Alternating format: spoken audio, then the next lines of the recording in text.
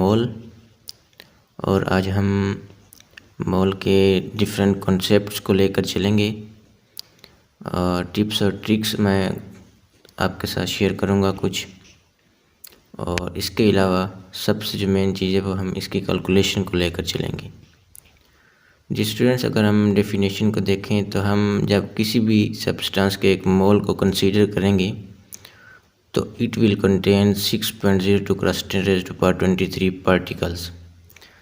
और इन पार्टिकल्स को हम नाम दे रहे होते हैं डियर स्टूडेंट्स एवोगेड्रोज नंबर का।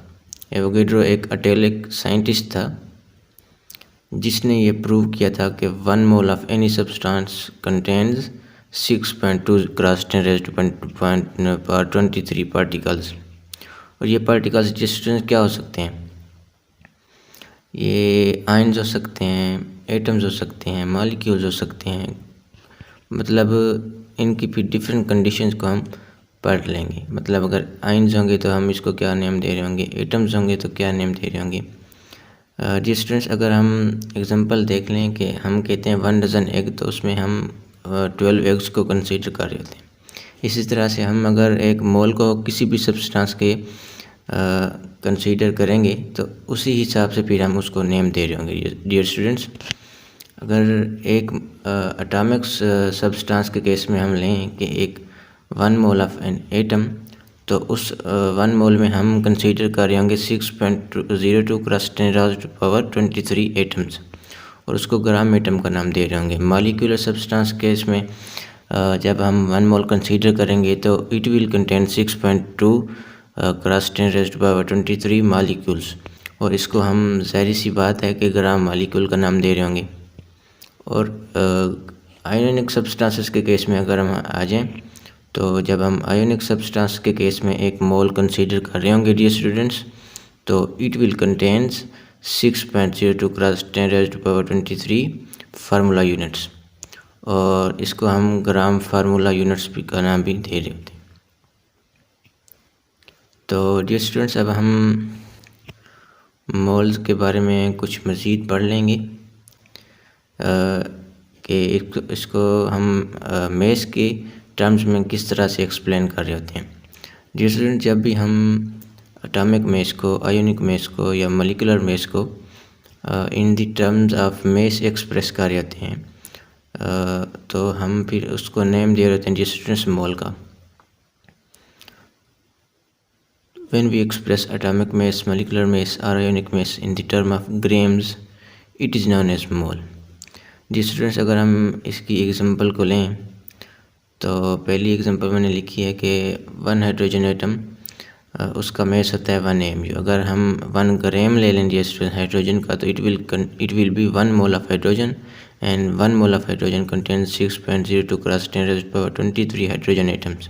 इस तरह से वाटर के मॉलिक्यूल का 18 AMU वेट होता है, लेकिन 18 ग्राम इसके 1 मोल के इक्वल होता है, और इट विल कंटेन्स 6.02 × 10⁻23 मॉलिक्यूल्स। अब calculation of number of moles की बात करेंगे डियर स्टूडेंट्स। 3 फार्मूलाज को हम लेकर चलेंगे जिससे हम नंबर ऑफ मोल्स को कैलकुलेट कर रहे होते हैं। तो डियर स्टूडेंट्स, सबसे पहले जो हमारे पास आता है कि मेस ओवर मोलर मास का फार्मूला, जिससे हम नंबर ऑफ मोल्स को कैलकुलेट करते हैं। उसके बाद वॉल्यूम ओवर मोलर वॉल्यूम का फार्मूला आता है, और it is only applicable for gaseous state में इसको हम अप्लाई कर रहे होते हैं। और डियर स्टूडेंट्स, नेक्स्ट हमारे पास जो आता है that is equal to number of moles equals number of particles over Avogadro number.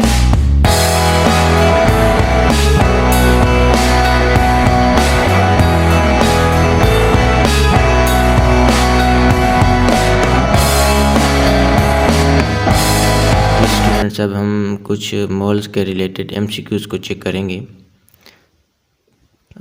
सबसे पहला MCQs हमारे पास ये है कि 36 gram molecules of water will be equal to.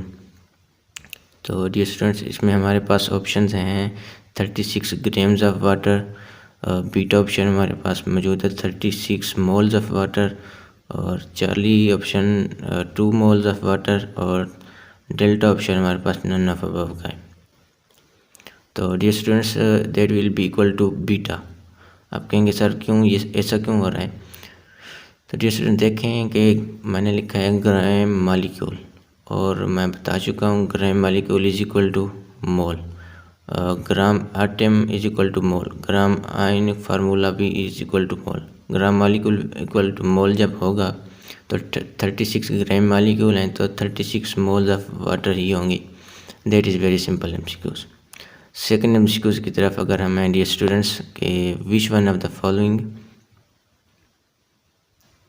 Has maximum number of particles या मोल मालिक्यूल्स।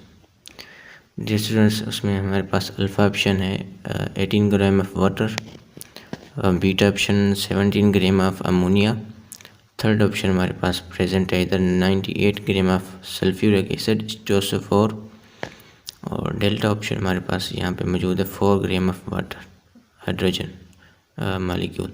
जो स्टूडेंट देखें नंबर ऑफ़ मॉलिक्यूल्स उसमें ज़्यादा होंगे जिसमें नंबर ऑफ़ मोल ज़्यादा होंगे। नंबर ऑफ़ मोल्स किस तरह से मालूम करेंगे? Mess over molar mess. अगर हम हाइड्रोजन का मालूम करेंगे तो मेस हमें दिया गया 4, मॉलिक्यूलर मास इसका है 2, इसमें हमारे पास आंसर आएगा 2 मोल्स।